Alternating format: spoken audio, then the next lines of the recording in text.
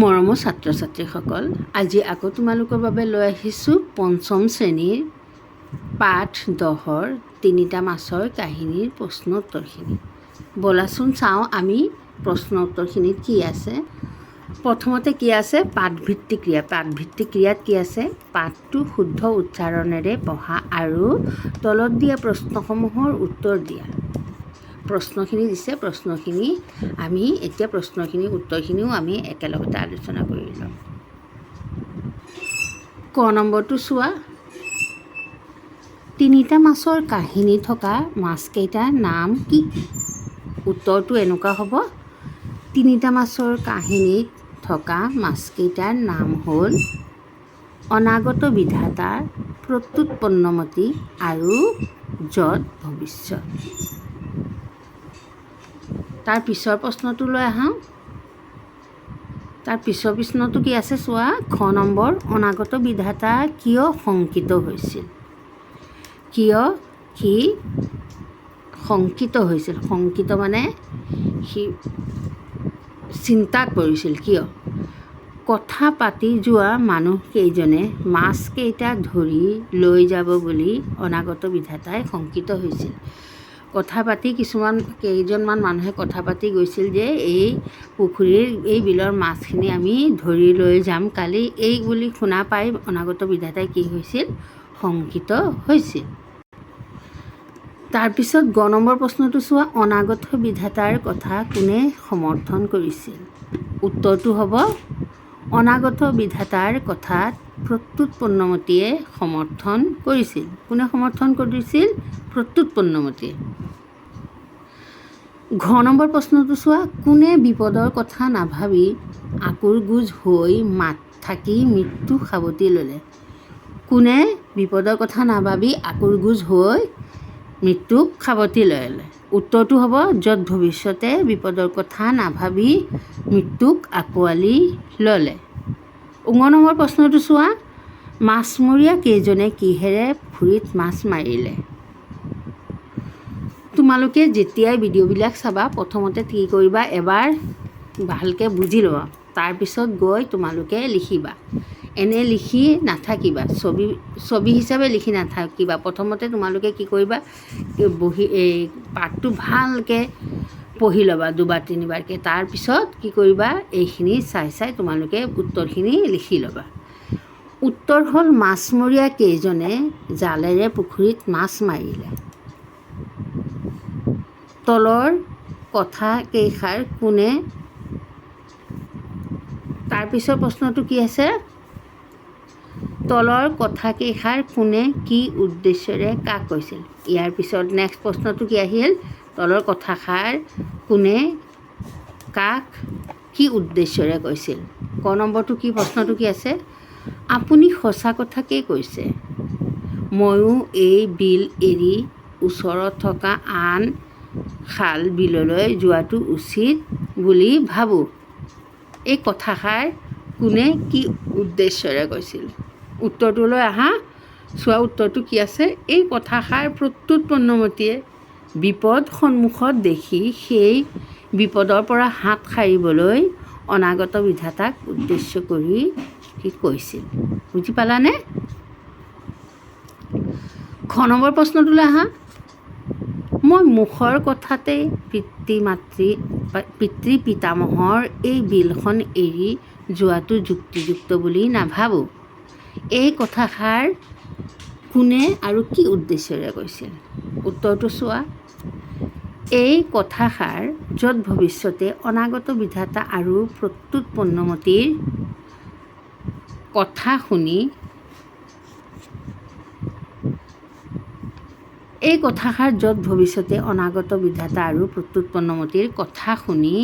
অনাগত বিধাতা আৰু প্ৰত্যুৎপন্নমতিক উদ্দেশ্য কৰি কৈছিল।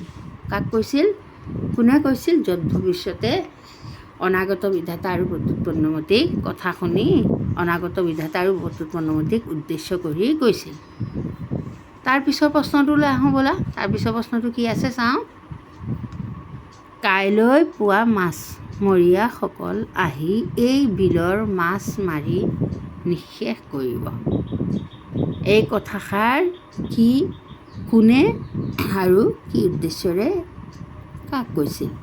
উত্তৰটো হ'ব অনাগত বিধাতাই মাছমৰীয়া কেইজনৰ কথা শুনি প্ৰত্যুৎপন্নমতীয়ে আৰু আকৌ উত্তৰটো মই বুজাই দিছোঁ, ভালকৈ দেখা পোৱা যোৱা নাছিল যে মই অলপ ঠিক কৰি লৈছোঁ ৰ'বা।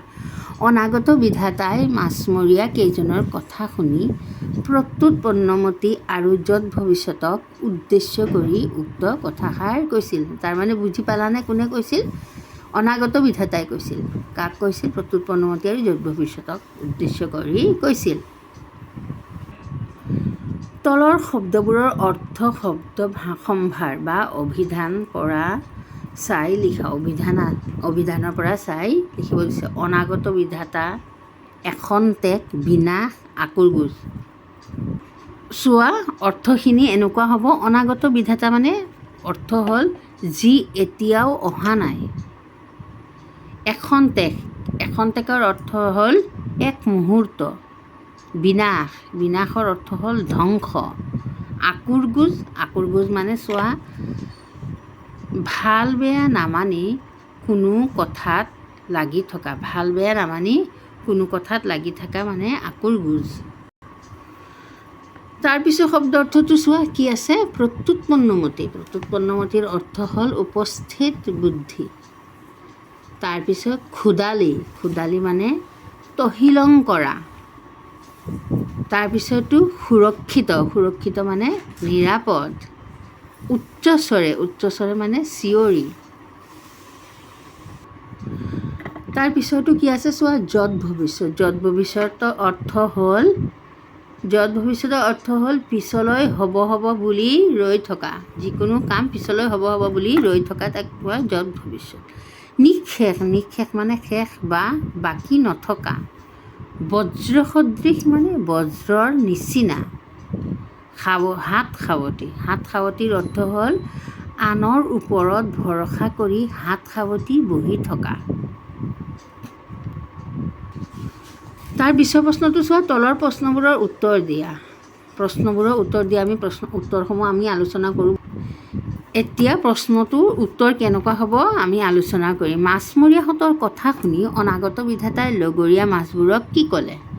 মাছমৰীয়া কথা শুনি অনাগত বিধাতাই কি ক'লে? উত্তৰটো হ'ব মাছমৰীয়া কেইটাৰ কথা শুনি অনাগত বিধাতাই লগৰীয়া মাছবোৰক কৈছিল, কাইলৈ পুৱা মাছমৰীয়াসকল আহি এই বিলৰ মাছবোৰ মাৰি শেষ কৰিব বুলি সকলোৱে শুনিছা। আমাক বিপদে হাত বাউল দি মাতিছে। গতিকে আমি ইয়াত এখন্তেকো থকা উচিত নহয়। ৰাতিয়েই আন ঠাইলৈ গুচি যাব লাগিব। কিয়নো দুৰ্বল লোক সদায় বলিৰ পৰা আঁতৰত থাকিব লাগে। এইখিনি কথাটো ইমানখিনি তোমালোকে ভালকৈ বুজি পাইছা। মই তোমালোকক ভালকৈ বুজাই দিছোঁ। তাৰপিছৰ প্ৰশ্নটোলৈ ব'লা। তাৰ পিছৰ প্ৰশ্নটো চোৱা কি আছে? অনাগত বিধাতাই কোৱা কথাটো প্ৰত্যুৎপন্নমতীয়ে কিয় সমৰ্থন কৰিছিল? অনাগত বিধাতাই যিখিনি কথা কৈছিল সেইখিনি কথাত প্ৰত্যুৎপন্নমতী কিয় হয়ভৰ দিছিল? উত্তৰটো এনেকুৱা হ'ব চোৱা। অনাগত বিধাতাই কোৱা কথাটো প্ৰত্যুৎপন্নমতীয়ে সমৰ্থন কৰিছিল কিয়নো যাৰ জীয়াই থকাৰ ইচ্ছা থাকে সি কিহৰ মোহত বিনাশ হ'ব বুলি প্ৰত্যুৎপন্নমতীয়ে ভাবিছিল। কি ভাবিছিল?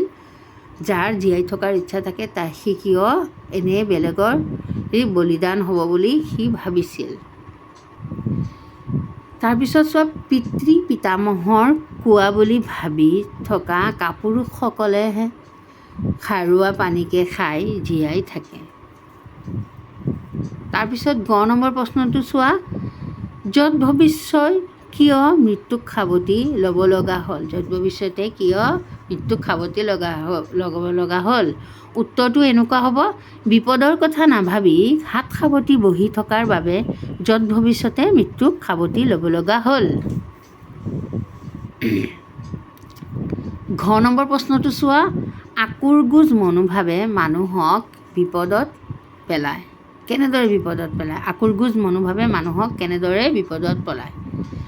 উত্তৰটো হ'ব, আকুৰগুজ মনোভাৱে মানুহক আনে দিয়া উপদেশ গ্ৰহণৰ পৰা বঞ্চিত কৰে। আকৌ প্ৰশ্নৰ উত্তৰটো মই বুজাই দিছোঁ। আকুৰগুজ মনোভাৱে মানুহক আনে দিয়া উপদেশ গ্ৰহণৰ পৰা বঞ্চিত থাকে। ফলত বিপদক নিজে আমন্ত্ৰণ দিয়াৰ দৰে হয়। আকুৰগুজ মনোভাৱে মানুহক তুমি কিবা যদি উপদেশ দিবলৈ যোৱা, সিহঁতে সেইবিলাক উপদেশ নামানে। সিহঁতে ভাবে মই যিটোৱে জানো সেইটোৱে ৰাইট, সেইটোৱে সঁচা, আনৰ কথাবিলাক মিছা। ক নম্বৰটো চোৱা, মাছবোৰ যদি নোহোৱা হৈ যায়, তাৰ পিছৰ প্ৰশ্নটো চোৱা কি আছে, তলৰ আধৰুৱা বাক্যবোৰ সম্পূৰ্ণ কৰিবলৈ পাঠটোত পঢ়া আৰু খালী অংশটো পূৰ কৰি লিখা। ক নম্বৰটো কি আছে চোৱা, ক নম্বৰটো কি আছে, এখন বিলত ভালেমান কি আছিল, ডেছ আছিল, মাছ আছিল। তাৰপিছত সেই বিলতে অনাগত বিধাতা, প্ৰত্যুৎপন্নমতি আৰু যত ভৱিষ্যত একেলগে বাস কৰি আছিল। সেই বিলতে অনাগত বিধাতা, প্ৰত্যুৎপন্নমতি আৰু যত ভৱিষ্যত একেলগে বাস কৰি আছিল। এদিন অনাগত বিধাতাই পুখুৰীত সাঁতুৰি নাদুৰি থাকোঁতে সেইফালেৰে গৈ থকা মাছমৰীয়া কেইজনমানে কথা পতা শুনিলে, এই বিলখনত বহুদিন কোনেও মাছ মৰা নাই। বুজি পাইছানে? এইখিনিত কি হ'ব, এই বিলখনত বহুদিন কোনেও মাছ মৰা নাই। ইয়াত নিশ্চয় বহুতো ডাঙৰ ডাঙৰ মাছ আছে। গতিকে কাইলৈ, তাৰপিছত ইয়াত কি খালী ঠাই, কাইলৈ কি হ'ব, তাৰপিছতো কি হ'ব, কাইলৈ পুৱা আহি এই বিলত মাছ মাৰিব লাগিব। তাৰমানে মাছমৰীয়াসকলে এই কথাষাৰ কৈছিল। এই বুলি কৈ মাছমৰীয়াসকল ঘৰাঘৰি গুচি গ'ল। বুজি পাইছা?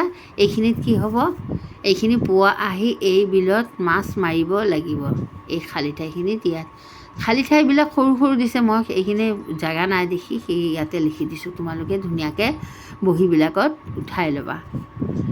তাৰপিছত খ নম্বৰটো কি আছে, যত ভৱিষ্যৰ এনেকুৱা আকুৰগুজ মনোভাৱ দেখি তেওঁক পিছদিনাখন পুৱা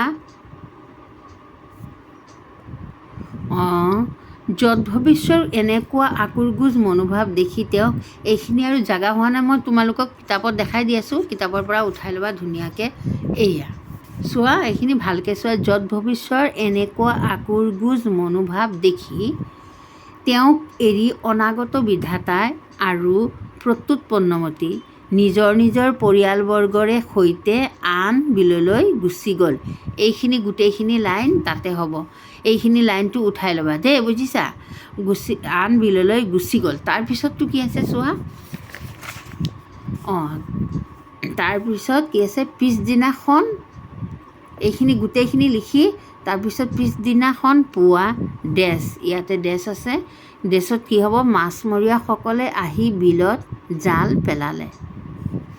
তেওঁলোকে জালেৰে যত ভৱিষ্যৰ লগতে বিলত, তাৰপিছত যত ভৱিষ্যৰ আছে, এইখিনি খালী ঠাই আছে, খালী ঠাইত কি হ'ব, লগতে যত ভৱিষ্যৰ লগতে বিলত থকা আন আন মাছবোৰকো ধৰি ঘৰলৈ লৈ গ'ল। বুজি পাইছানে? তাৰপিছৰ প্ৰশ্নবিলাক কি আছে, ভাষাত অধ্যয়ন, ব্যৱহাৰিক ব্যাকৰণ। ব্যাকৰণত কি কি আছে চোৱা, যুক্তাক্ষৰ ভাঙি পঢ়োঁ আৰু লিখো আহা। যুক্তাক্ষৰবিলাক দি আছে, ভাঙি পঢ়িবা, লিখো আহা। তোমালোকে ধুনীয়াকৈ বহীত উঠাই ল'বা, ভালকৈ পঢ়িবা, তাৰপিছত পঢ়ি উঠাই ল'বা। নৈনান্য, কক্যাক্ষ, শচস্য, ঘৈৰঘ্ৰ, নৈধান্ধ, নৈদান্দ, নৈমান্ম, শস্যাস্থ। অনৈনান্য, অন্ন, অন্নত কি আছে যুক্তাক্ষৰ নয়নেন্য। নয়নেন্যত কি নয়নেন্য ভাঙিলে আমি কি কি বৰ্ণ পাওঁ চোৱা। দন্ত্য ন যোগ দন্ত্য ন, দন্ত্য ন দন্ত্য ন দুটা যোগ হৈ নয়নেন্য হয়। তাৰমানে নৈ নৈ নয়নেন্য। নয়নেন্য দি শব্দ হ'ব প তাত ৰকাৰ প্ৰ দন্ত্য স প্ৰস নয়নেন্য প্ৰসন্ন প্ৰ প তাত ৰকাৰ প্ৰ ত দন্ত্য ত তাত হস্যকাৰ প্ৰতু ইয়কাৰ প্ৰত্যু। তাৰপিছত কি আহিল বেজেন্ত প্ৰত্যুত প নয়নেন্য পন্ন প্ৰত্যুৎপন্ন ম প্ৰত্যুৎপন্ন ম তৎ হস্যিকাৰে তি কি হ'ব প্ৰত্যুৎপন্ন মতি। মক্কা ম কয়কাক্য তাত আকাৰ মক্কা। মক্কাত কি আছে যুক্তাক্ষৰ কয়কাক্য। সেইটো ভাঙিলে কি ওলাব ক যোগ ক কৈ কৈ ক মক্কা ম কয়কাক্য তাত আকাৰ মক্কা ব তাত ৰিকাৰ ব্ৰি কয়কাক্য কি হ'ব ব্ৰি ক। তাৰপিছত নেক্সট আছে কি চোৱা দন্ত্য ন হস্যিকাৰে নি তালিবা সত্যস্য নিশ্চয় অন্তস্থ অ নিশ্চয়। নিশ্চয় কি হ'ব তালিবা স যোগ সত্যস্য। নিশ্চয়ৰ মাজত কি যুক্তাক্ষৰ আছে তালিবা সত্যস্য।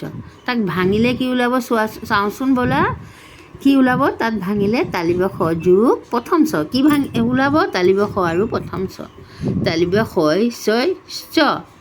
তাৰপিছত আমি কি কৰোঁ শব্দ গঠন কৰোঁ। শব্দটো কি আহিব দন্ত্য ন হস্যিকাৰে নি তালিবা সত্যস্য তাত হস্যিকাৰ নিশ্চিত দন্ত্য ত নিশ্চিত প তালিবা সত্যস্য তাত হস্যিকাৰ পশ্চিম পশ্চিম বত ইয়কাৰ তাত আকাৰ ব্য ঘ তাত ৰকাৰ কি হ'ব ব্যাঘ্ৰ। ব্যাঘ্ৰ মানে কি বুজি জানানে তোমালোকে ব্যাঘ্ৰ মানে বাঘ। ব্যাঘ্ৰ বুলি সংস্কৃতত বাঘক ব্যাঘ্ৰ বুলি কয়। তাতে কি যুক্তাক্ষৰ আছে ঘৈৰেঘ্ৰ। ঘৈৰেঘ্ৰ ভাঙিলে কি ওলাব ঘ আৰু ৰ ঘৈ ৰৈ যুক্তাক্ষৰ কি হ'ব ঘৈৰেঘ্ৰ। ঘৈৰেঘ্ৰ তাত আকাৰ ঘ্ৰা মূৰ্ধন্য ন কি হ'ব ঘ্ৰাণ। তালিবা স তাত দীঘিকাৰ সি ঘৈৰেঘ্ৰ তাত একাৰ শীঘ্ৰে। তাৰপিছতো চোৱা কি আছে সন্ধান দন্ত্য স নয়ধ্যন ধ তাত আকাৰ সন্ধা দন্ত্য ন সন্ধান নয়ধ্যন ধ নয়ধ্যন ধ সন্ধানত কি যুক্তাক্ষৰ আছে নয়ধ্যন ধ। নয়ধ্যন ধ ভাঙিলে আমি কি কি শব্দ পাওঁ কি কি বৰ্ণ পাওঁ চোৱা ন যোগ ন আৰু দন্ত্য ন আৰু দন্ত্য ধ দন্ত্য নয়ধ্যন ধ দন্ত্য নয়ধ্যন ধ শব্দ গঠন কৰিলে কি ওলাব আৰু তো আমি দুটা দুটা শব্দ গঠন ইয়াত দিছে ব'লা আমি পঢ়োঁ কি কি আছে ৰ নয়ধ্যন ধ দন্ত্য ন কি হ'ল ৰন্ধন ৰ'দ আকাৰে ৰা নয়ধ্যন ধ ৰান্ধ দন্ত্য ন ৰান্ধন দীঘিকাৰ ৰান্ধনি। তালিবা দন্ত্য সৎ হস্যিকাৰে সু নয়ধ্যন দ ৰ সুন্দৰ। সুন্দৰ শব্দটোত আমি কি যুক্তাক্ষৰ দেখিবলৈ পাওঁ নয়ধ্যন দ। নয়ধ্যন দটো ভাঙিলে কি ওলাব ন যোগ দ নয় দৈ। নয় দৈ যোগ হ'লে আকৌ কি হ'ব নয়ধ্যন দ। বত আকাৰে বা নয়ধ্যন দ বান্দৰ ৰ বান্দৰ। ম নয়ধ্যন দ মন্দ তাত হস্যিকাৰ কি হ'ব মন্দি আৰু ৰ মন্দিৰ। জন্ম বৰ্গীয়া জ নয়মান ম কি হ'ব জন্ম। জন্মটোত কি বৰ্গীয়া জ নয়মান ম জন্ম। জন্ম শব্দটোত কি যুক্তাক্ষৰ আমি দেখিবলৈ পাওঁ নয়মান ম ন যোগ ম নৈমন ম। তাৰপিছত চোৱা কি আছে, দন্ত্য স নয়মান ম তাতাকাৰ সন্মা দন্ত্য ন সন্মান, হস্য উ দন্ত্য নয়মান ম উন্ম দন্ত্য ন তাকাৰে না উন্মনা। তাৰপিছত কি আছে, দন্ত্য সৎ হচুকাৰে সু শয়থাস্থ সুস্থ। সুস্থ শব্দটোত আমি কি দেখিবলৈ পাওঁ, যুক্তাক্ষৰ শয়থাস্থ। শয়থাস্থটো ভাঙিলে কি পাওঁ, দন্ত্য স আৰু থ, দন্ত্য স আৰু থ লাগি যোগ হৈ শয়থাস্থ হয়।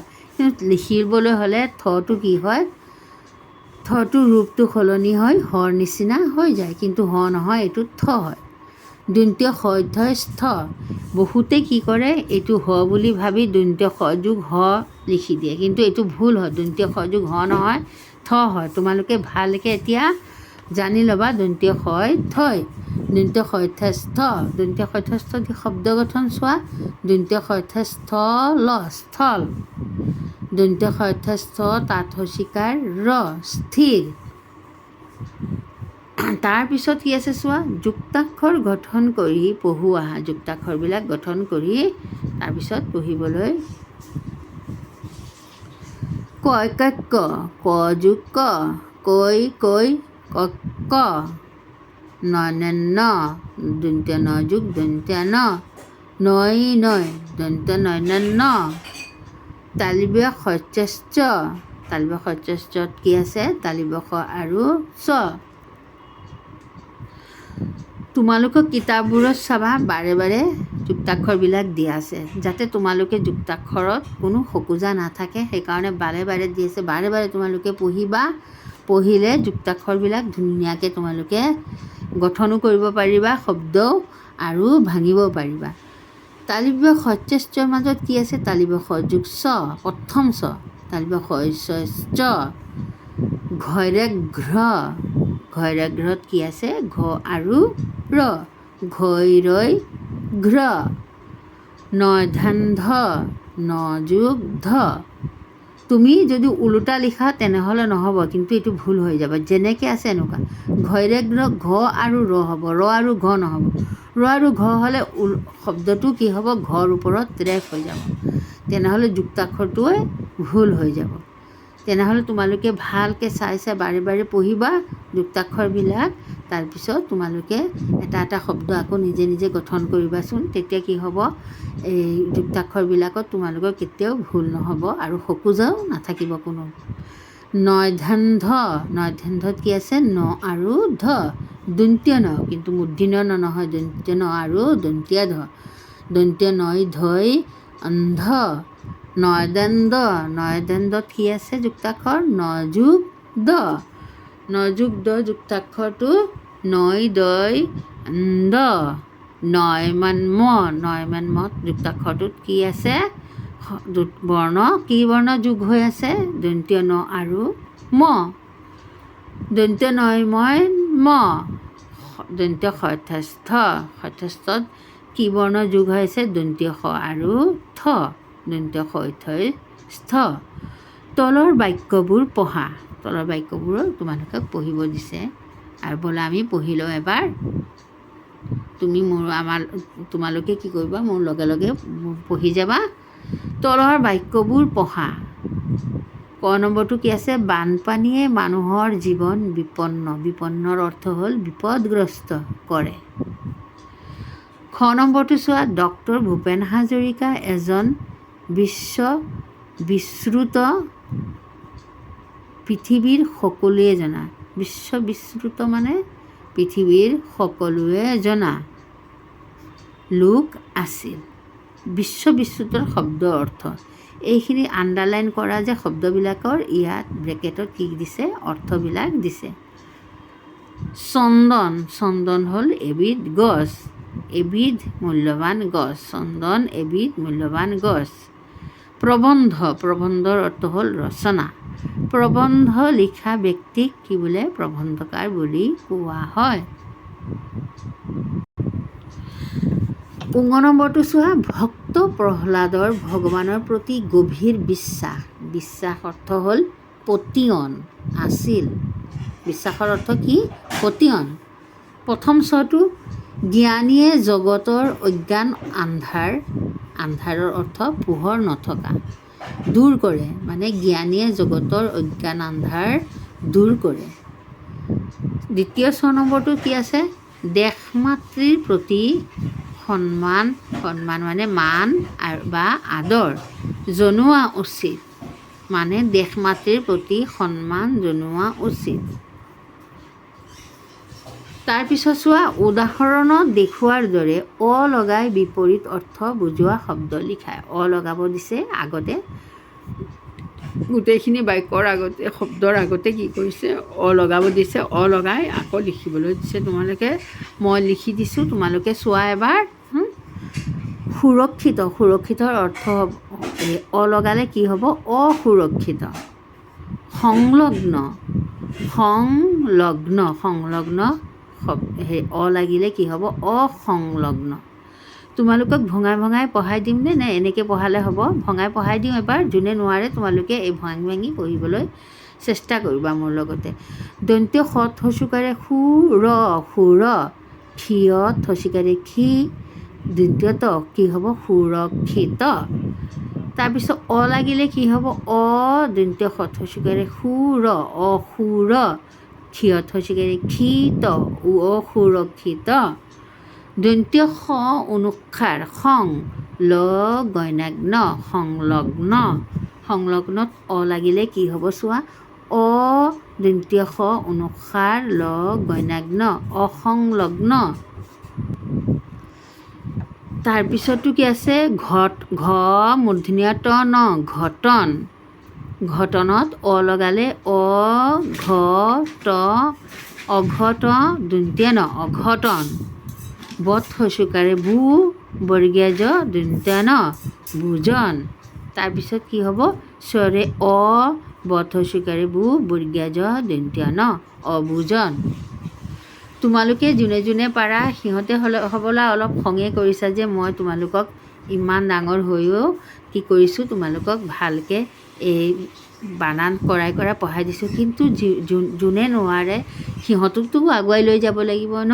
তেতিয়া তোমালোকে যোনে পাৰা তেনেহ'লে তোমালোকে এনেকৈ পঢ়ি ল'বা, আৰু যোনে নোৱাৰা মোৰ লগে লগে পঢ়ি যাবা। খং নকৰিবা দেই।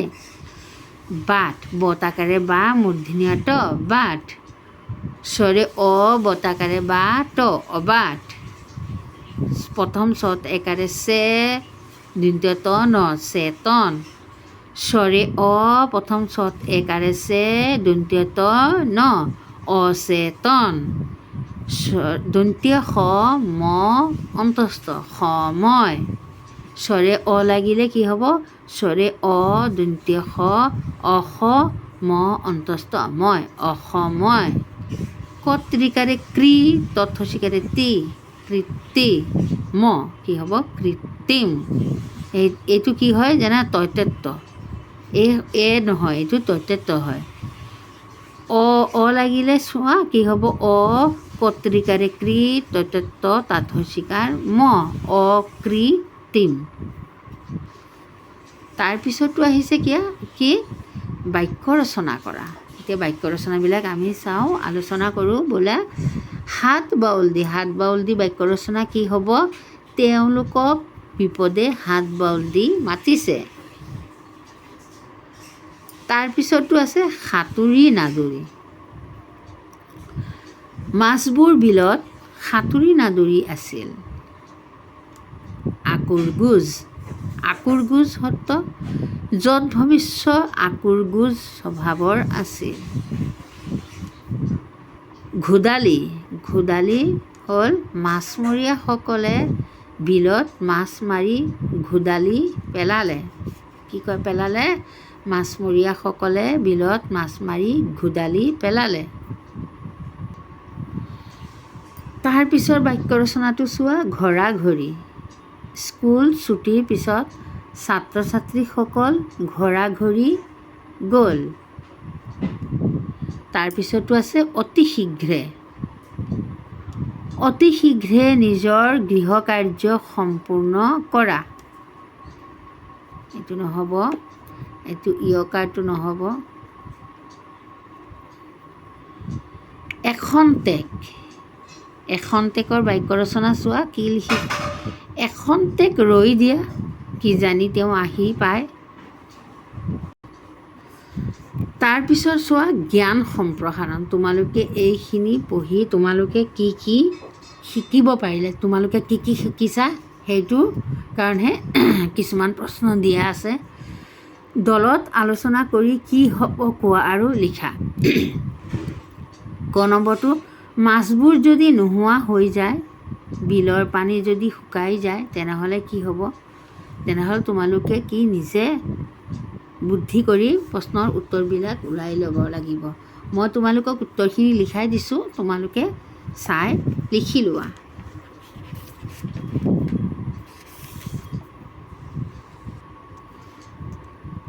এই প্ৰশ্নখিনি উত্তৰবিলাক কিতাপত দিয়া নাই। এইখিনি তোমালোকে কি নিজৰ অভিজ্ঞতাৰ পৰা, নিজৰ শিক্ষাৰ পৰা তোমালোকে এইখিনি প্ৰশ্নৰ উত্তৰ লিখিব লাগিব। মাছবোৰ যদি নোহোৱা হৈ যায় তেনেহ'লে কি হ'ব কোৱাচোন? মাছ খাই যিবিলাক প্ৰাণী জীয়াই থাকে বা চৰাই চিৰিকটি জীয়াই থাকে, সিহঁতে কি হ'ব? মৃত্যুমুখত পতিত হ'ব। মাছ খাই জীয়াই থকা প্ৰাণীবোৰৰ মৃত্যুমুখত পতিত হ'ব। আৰু চৰাইবোৰো, যিবিলাক চৰাই মাছ খাই জীয়াই থাকে, সেই চৰাইবোৰো কি হ'ব? মৃত্যুমুখত পতিত হ'ব। কি হ'ব চোৱা, মাছ খাই জীয়াই থকা প্ৰাণীবোৰৰ বা চৰাইবোৰৰ মৃত্যুমুখত পতিত হ'ব। কিয়? সিহঁতে খোৱা বোৱা নাপায়তো, তেনেহ'লে কি হ'ব? তেনেহ'লেতো সিহঁতৰ কি হ'ব? মৰিয়েই যাব ন।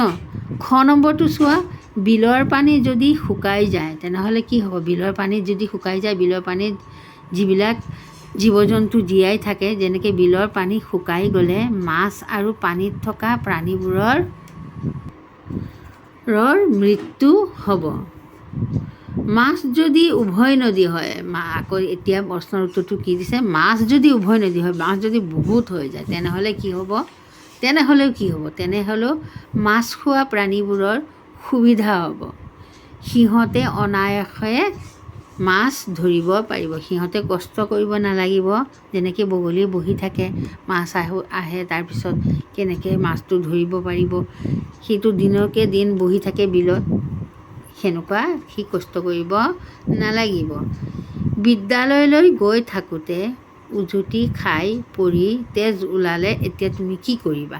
বিদ্যালয়লৈ গৈ আছা, তেতিয়া তুমি উজুটি খাই পৰি গ'লা, তুমি কি কৰিবা? উত্তৰটো হ'ব চোৱা, উত্তৰটো হ'ব তেজ ওলোৱা ঠাইডোখৰ আঙুলিৰে টিপা মাৰি ধৰি তেজ ওলোৱা বন্ধ কৰিবলৈ চেষ্টা কৰিম।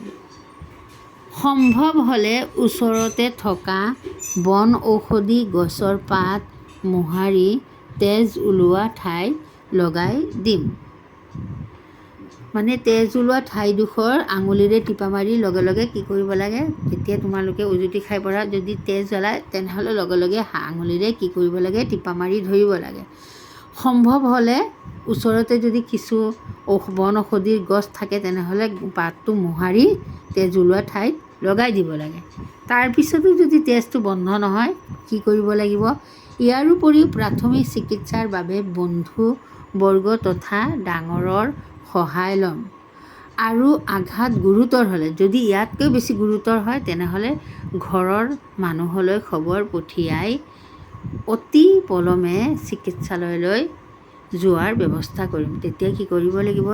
তেতিয়া অতি পলমে, অতি সোনকালে আমি চিকিৎসালয়লৈ যোৱাৰ ব্যৱস্থা কৰিব লাগিব, চিকিৎসালয়লৈ যাব লাগিব। সন্মুখত সাপ বা কুকুৰ দেখা পালে তোমালোকে কি কৰিবা? উত্তৰটো কি হ'ব চোৱা, সন্মুখত সাপ বা কুকুৰ দেখা পালে নিৰাপদ স্থানত ৰৈ সিহঁত আঁতৰি যোৱালৈকে অপেক্ষা কৰিম। আৰু খেদি আহিল সেই ঠাই, আৰু খেদি যদি আহে তেনেহ'লে কি কৰিবা? খেদি আহিলে সেই ঠাই এৰি নিৰাপদ ঠাইলৈ যাবলৈ চেষ্টা কৰিম। যদি আকৌ তোমালোকে যদি কুকুৰ বা সাপ দেখা পালে নিৰাপদ স্থানলৈ যাবা। যোৱাৰ পিছতো যদি সিহঁতে খেদি আহে, তেনেহ'লে সেই ঠাই এৰি বেলেগ জেগাত যাবলৈ চেষ্টা কৰিবা। এতিয়াৰ প্ৰশ্নটো চোৱা কি দিছে। শ্ৰেণীকোঠাত দুজন ল'ৰাৰ মাজত কাজিয়া লাগিলে তোমালোকে কি কৰিবা? এতিয়া দুজন ল'ৰাৰ লগত খুব কাজিয়া লাগিলে, তেতিয়া তুমি কি কৰিবা? প্ৰথমতে শ্ৰেণীকোঠাত দুজন ল'ৰাৰ মাজত কাজিয়া লাগিলে সিহঁতক বুজাই বা মধ্যস্থতা কৰি কাজিয়া এৰুৱাবলৈ চেষ্টা কৰিবা। ঠিক আছে? সিমানতে কাজিয়া শেষ নহ'লে কি কৰিবা? তেতিয়া স্কুলতো শিক্ষক শিক্ষয়িত্ৰী থাকে, তেনেহ'লে কি কৰিবা? কাজিয়া শেষ নহ'লে শিক্ষক শিক্ষয়িত্ৰীৰ সহায় ল'ম বা সহায় ল'বা তোমালোকে। তাৰপিছত কি আছে প্ৰশ্নটো চোৱা। তাৰ পিছৰ প্ৰশ্নটো চোৱা। মাছ শব্দত থকা আখৰ দুটাৰে আৰু কিমান নতুন শব্দ গঠন কৰিব পাৰা? মাছ শব্দটোত কি আছে? মা আৰু দ্বিতীয় ছ, এই দুটা বৰ্ণ লগ লাগি কি হয়? মাছ শব্দটো হৈছে। এই শব্দটোৰ মা আৰু দ্বিতীয় ছ এইটো বেলেগ বেলেগ কৰি ল'লে মা দি কিমান শব্দ গঠন কৰিব পাৰি আৰু দ্বিতীয় ছ দি কিমান গঠন কৰিব পাৰি কি কৰিছে দলত আলোচনা কৰাৰো তলৰ তালিকাত লিখা। এতিয়া দ্বিতীয় ছ দি এইখিনি, আকৌ মা দি এইখিনি তোমালোকে কিমান কিমান কৰিব পাৰা চোৱা। মা দি কি হ'ব? মা দি মাছটো লিখাই আছে কিতাপত। তাৰপিছত নেক্সটটো কি হ'ব? মাত। তাৰপিছত মা। তাৰপিছত কি হ'ব? আৰু এটা মাটি হ'ব, মালা হ'ব, মণি হ'ব, মামা হ'ব, মানুহ হ'ব, মা দি এইখিনি শব্দ হ'ব। আৰু বহুতো হ'ব, কিন্তু গোটেইখিনিতো লিখা সম্ভৱ নহয়। যিমানখিনি সৰু সৰু আছে, বাকচবিলাকো সৰু দিছে, সেইকাৰণে আমি সৰু সৰুবিলাক দুটা বা তিনিটা বৰ্ণ লগ লগাই যিবিলাক হয় সেইটো আমি লিখিছোঁ। তাৰপিছত দ্বিতীয় ছ দি চোৱা। ছয় আৰু ছত্ৰ কিতাপত দিয়া আছে। তাৰপিছতো কি হ'ব? ছাতি, ছাত্ৰ, ছাগলী, ছাত্ৰী, ছবি, ছাল, চল, ছন্দ এইবিলাক হ'ব। আৰু শব্দ হ'ব, কিন্তু যিখিনি সৰু সৰু বাকচ দিছে, সেইকাৰণে সৰু সৰু দুটা বৰ্ণ লগাই যিবিলাক শব্দ হয় গঠন হয় সেইখিনি আমি লিখিছোঁ। বুজি পালাতো ইমানখিনিয়ে? তাৰপিছৰ প্ৰশ্নটো চোৱা। তাৰ পিছৰ প্ৰশ্নটো তোমালোকে পাঠটোত পোৱা তৎক্ষণাত প্ৰত্যুৎপন্নমতী শব্দ দুটাত ব্যৱহাৰ হোৱা বেজেণ্টটো দেখিছা? বেজেণ্টটো দেখিছা? বেজেণ্ট থকা বিভিন্ন শব্দ লিখা। এতিয়া বেজেণ্ট থকা কিছুমান শব্দ কি কৰিব দিছে? তোমালোকে গঠন কৰিব দিছে। ব'লা আমি চাই লওঁ এবাৰ। এয়া চোৱা, এয়া মই এইখিনি লিখি দিছোঁ, তোমালোকে ধুনীয়াকৈ কিতাপ বহীত উঠাই ল'বা। প্ৰথমটোতো কি আছে? উৎকৰ্ষ। হস্ৰ উ বেজেণ্ট ক মূৰ্ধন্য ষ ওপৰত ৰেফ। উৎকৰ্ষ। বত্ৰিকাৰে বৃহ বেজেণ্ট বৃহৎ। হস্ৰ উ বেজেণ্ট উৎ প ন উৎপন্ন। হ ঠত আকাৰে ঠা বেজেণ্ট হঠাৎ। প্ৰথম ছত হস্যিকাৰে চি কত হস্যিকাৰে কি বেজেণ্ট দন্ত্য সৎ আকাৰে খা চিকিৎসা। দন্ত্য ত বেজেণ্ট তৎ ক্ষিয় দন্ত্য নতাকাৰে না তৎক্ষণাৎ। অ ওপৰত ৰেফ অৰ। থত আকাৰে থা বেজেণ্ট অৰ্থাৎ। হস্ৰ উ বেজেণ্ট উৎ দন্ত্য স ৱা ব কি হ'ব? উৎসৱ আদি। এইখিনি মই লিখি দিছোঁ, তোমালোকে আৰু যদি পাৰা তেনেহ'লে আৰু সংগ্ৰহ কৰি তোমালোকে লিখিবা। হ'ব, তোমালোকে জানিলেই হ'ল এইখিনি। তাৰ পিছৰ প্ৰশ্নটোলৈ আহা। তাৰ পিছৰ প্ৰশ্নটো কি আছে? এতিয়া মাছৰ বিষয়ে কেইশাৰীমান বাক্য লিখা। মাছৰ বিষয়ে কেইশাৰীমান বাক্য লিখিবলৈ দিছে। চোৱাক মই কি লিখিছোঁ, এইখিনি তোমালোকে ভালকৈ আগতে বুজি লোৱা, তাৰপিছত বহীত উঠাই ল'বা। মাছৰ বিষয়ে কেইশাৰীমান বাক্য লিখা। উত্তৰ হ'ব মাছ হ'ল জলচৰ প্ৰাণী। প্ৰথমতে কি দিছোঁ? মাছ হ'ল জলচৰ প্ৰাণী। কি প্ৰাণী সেইটো লিখিব লাগিব। মাছ বস্তুটো কি সেই বস্তুটো আগতে তোমালোকে লিখিব লাগিব। তাৰপিছত যিকোনো বিষয়ে বিষয়ে লিখিবলৈ দিলে তোমালোকে আগতে সেই বস্তুটো কি তাৰপিছত গৈ তাৰ বিষয়ে লিখিব লাগিব। মাছে পানীত থকা পোক পতংগ আৰু পানীত গজা উদ্ভিদ খাই জীয়াই থাকে। মাছে কি খাই জীয়াই থাকে? পানীত থকা পোক পতংগ আৰু উদ্ভিদ খাই জীয়াই থাকে। আকৌ কিছুমান ডাঙৰ মাছে সৰু সৰু মাছবোৰ খাই জীয়াই থাকে। কিছুমান ডাঙৰ মাছে কি কৰে? সৰু সৰু মাছবোৰ খাই জীয়াই থাকে। কিছুমান চৰাইবোৰে মাছক আহাৰ হিচাপে গ্ৰহণ কৰে। কিছুমান চৰাইবিলাকেও মাছক খাই জীয়াই থাকে। মাছে ফিছাৰ সহায়ত সাঁতোৰে। কিহৰ সহায়ত সাঁতোৰে? ফিছাৰ সহায়ত। মাছ বহুতো মানুহৰ প্ৰিয় খাদ্য। আমি বহুতে মাছ খাবলৈ বৰ ভাল পাওঁ। অসমৰ মানুহে মাছ খাই ভাল পায়। অসমৰ মানুহে বেছিভাগে মাছ খায়ে ভাল পায়। তলৰ বাক্যবোৰৰ ভাৱ বুজাই লিখা। এইটো ভাৱ বুজাই লিখিব দিছে। সাৱধানৰ মৰণ নাই আৰু এটা কি দিছে? বাছি খাবা জাগি শুবা। চোৱা কি লিখিছোঁ, প্ৰথমতে চাই লোৱা, ভালকৈ পঢ়ি লোৱা। সাৱধানৰ মৰণ নাই। সকলো কাম কৰাৰ সময়ত, আনকি ৰাস্তা ঘাটে যাতায়াত কৰাৰ সময়ত আমি সাৱধান হৈ থকা উচিত।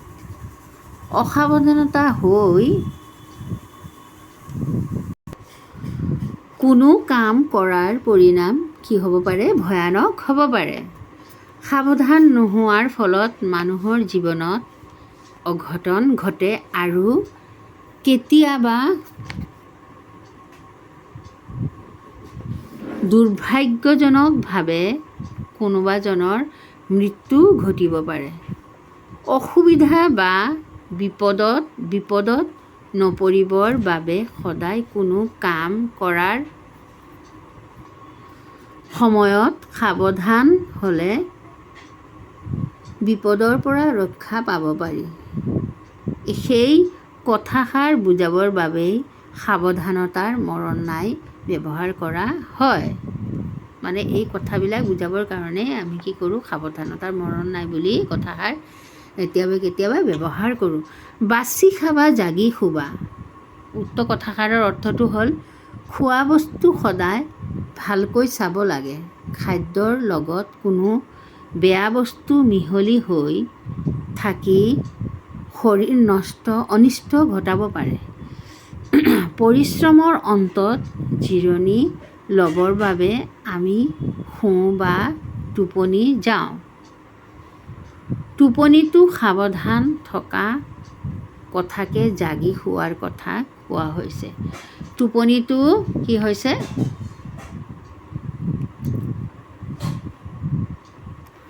টোপনিটো সাৱধান থকা কথাকে জাগি শুৱাৰ কথা কোৱা হৈছে। অৰ্থাৎ আমি শোৱাৰ সময়তো যথাসম্ভৱ কাণ সজাগ ৰাখি শুব লাগে।